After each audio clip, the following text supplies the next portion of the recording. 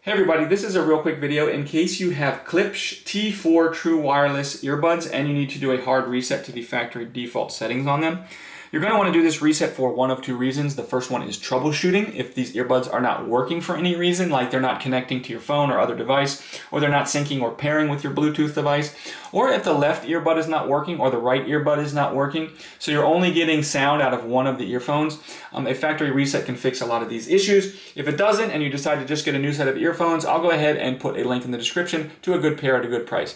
But anyways, the second reason you might want to do this is just for whatever reason where you want to delete all the pairing history and everything off of these earbuds so you can set them up basically like they're new coming out of the box. It's really easy to do. The first thing you want to do is go on the phone or whatever you've had them paired to in the past and have that delete and delete them from there and have it forget these earbuds.